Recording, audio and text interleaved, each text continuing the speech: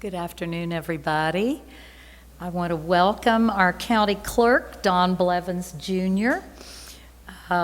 Among other things, Don is in charge of elections here in Fayette County, and I'm proud to say Don and I were council colleagues together, so it's great to see you. I also want to welcome Sally Hamilton, who is here. She is our Chief Administrative Officer. Sally, do you want to come? You can be the 6 feet that way. Sally, as our Chief Administrative Officer, among other things, has led a team of city employees who have been working with Dawn to help prepare for the changes we're talking about today. And I just want to give a huge thank you to you, Sally. She keeps things humming and is always in the thick of things.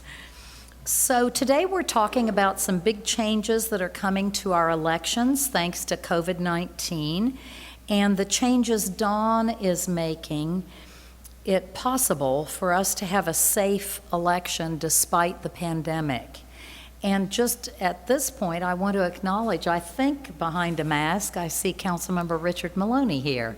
Thank you for being here. This year, most of us will change how we vote and where we vote. But let's remember, why we vote has not changed. Voting is one of the most important things we do. In recent days, many people have marched in our streets to bring change. And another way to make change is through voting. We have that right as citizens of the United States. And these changes in our primary election mean that in order to vote, there are several important steps to take and several important dates to keep in mind. Perhaps the biggest change involves this. This is my personal ballot, Mr. Clerk. I ordered it online and verified who I am, and it was sent to me in the mail. So I will vote using this tool. And this primary, just about all of us will vote by mail with one of these absentee ballots. And you'll need to order the ballot, but it's not difficult at all. So I'll ask Dawn to remind everyone about what each of us need to do in order to vote this year. So Dawn Blevins, our Fayette County Clerk. Thank you.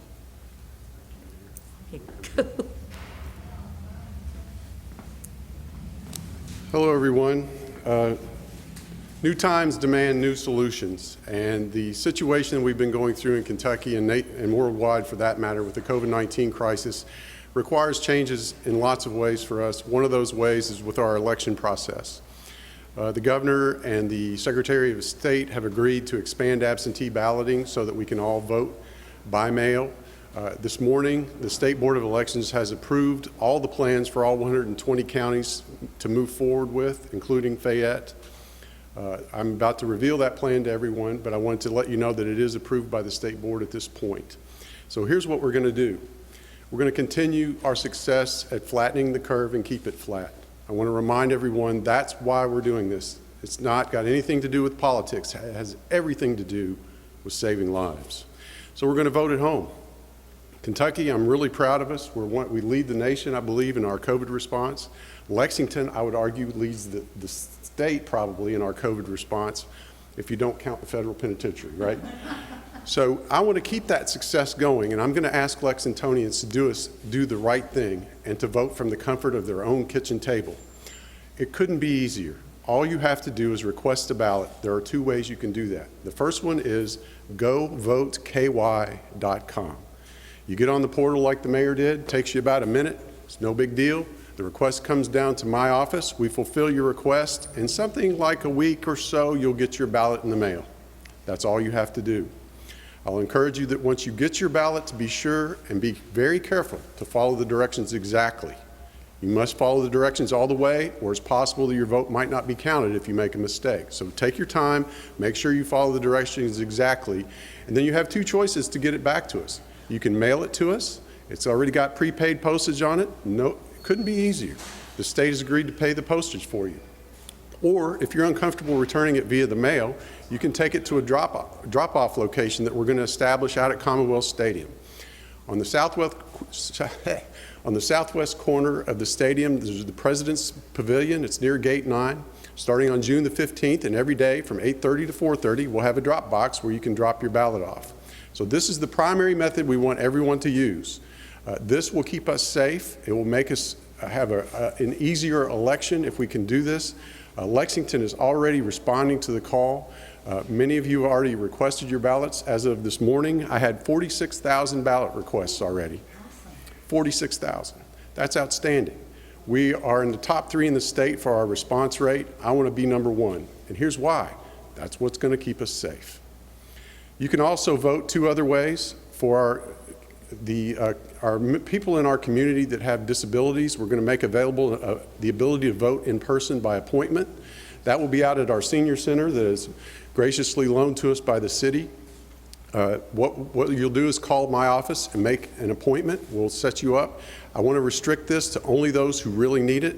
Please don't call us for an appointment if you're able to either vote in person, that I'll describe here in a minute, or better yet, get your ballot by mail and vote at home. Let's vote at home first. But for those, there are a few people that really need this service, and so we're going to provide it for them. That will begin on June the 8th out at the Senior Center. Make your appointment by calling the county clerk's office. The last method to vote is in person on Election Day. We're going to set up a voting location, only one. It's going to be out at Kroger Field on the south side of the stadium.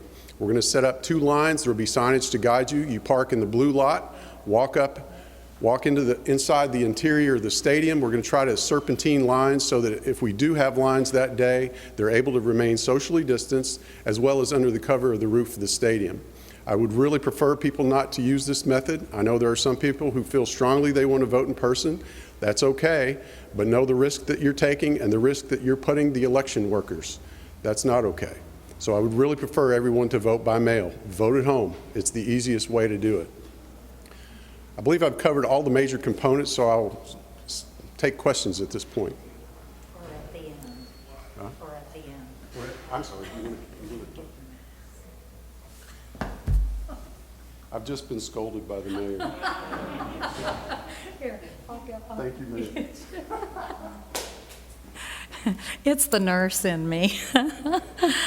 Oh my goodness. I do want to thank Don Blevins, and I also want to thank CAO Sally Hamilton. This has been a great partnership to do this together and be sure we're ready for our citizens to vote. So just a final reminder, as Don mentioned, the city is so happy to be your partner in this and to support you with the changes we need to have a safe election. And so together with Dawn, we've put together a great web page that will answer any questions citizens might have. It's www.lexingtonky.gov/vote. And so now it is time for us to take questions. So thank you all so much. What questions do you have for myself or our county clerk or CAO Hamilton? How will results work? That's a Don Blevins question. So results will be very unlike what we're used to. As you know, normally on election night, results trickle in. It's kind of exciting. It's usually over by 8 or 9 o'clock. That is not going to happen. We spoke with our colleagues in Colorado that have been doing vote by mail for over a decade now. They warned us that after their 12 years of doing this, they now have it down to 25% of ballots returning that final week. Well, you can see the response rate we're already seeing. If I get that many ballots the final week, we're not going to be able to do it on election day. That's not going to happen. In addition, some of the ballots will still be counted as long as they're postmarked by June 23rd. and that means that we could still have ballots trickling in after Election Day. I posed this question to the Colorado colleagues and said, well, what happened the first year you did it? And they said, expect 40% of your ballots to come back. I'm planning for 100,000 ballots. We only did 60,000 people in person 4 years ago, but I'm planning for 100,000 because people are going to like this, and I think our turnout's going to go way up. I have the capacity to do about 120,000. If we go north of that, you'll hear us go glub glub next door and do the best we can. So election night, you will not see any results. What will happen is we will probably still be counting thousands and thousands of ballots for the following days. We have to have our results by June the 30th. So I am planning to count ballots probably every day, including Saturday and Sunday before June the 30th, which is a Tuesday, and we'll probably report our results on Tuesday. Other questions? So Don, the math, I always like math, but we're on it. People don't have, I love it. So your math is you may have twice as many people voting, more than twice through this count. Correct.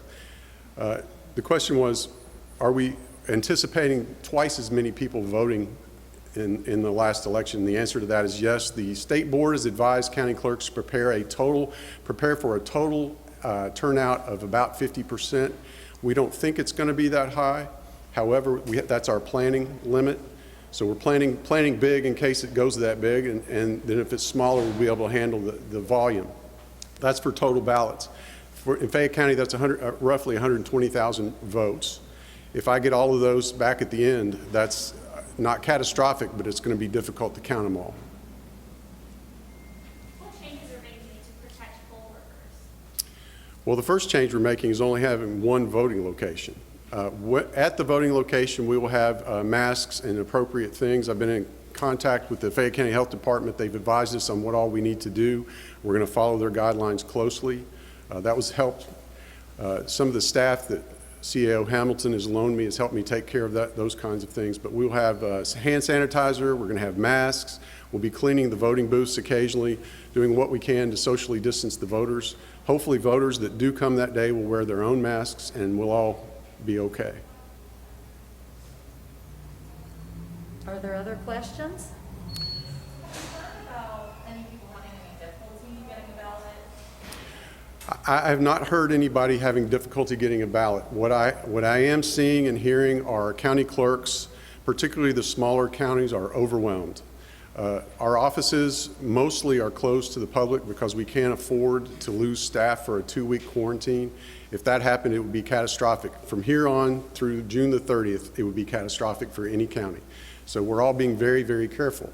That said, our staff still has to do their normal jobs because that's how our fee income is how we make our payroll. So it's been very difficult, particularly for the smaller counties, to juggle their workforce, to both do their normal jobs, but also apply some of their workforce to the problem, to the election problem. In my office, we're running, just for example, motor vehicle work about 2 days a week, and we're able to keep up with that level of effort. The other 3 days, all my motor vehicle personnel are helping with this election process. In fact, today there's stuff in envelopes to send out to voters. I don't know that I gave you an update on numbers. We've had 46,000 requests, but I'm behind about 21,000 to mail out, and every day several thousand more come in. So it's kind of like treading water. So how many do you have in so far? We've had 46,000 requests. At the start of today, we still needed to do 21,000 to mail out, which means we've mailed out, 25,000 already. Did you get some back in too? Oh, yeah. No, that's a great question. Sue asked how many we're getting in. Up until today, it's been a trickle. Today, under normal circumstances, we get about 3 to 5 buckets of mail for vehicle renewals and the like. Today, we got 28 buckets of mail. I don't know how many thousand ballots yet. We haven't counted them, but it was a bunch. So it has begun. People have started using it. Other questions? Well, I know mine will, I'll be filling mine out and sending it to you. It'll be in a bucket soon. Thank you all so much. Really appreciate it. Thanks, Dawn. Thank you. Thanks, Sally. Thank you.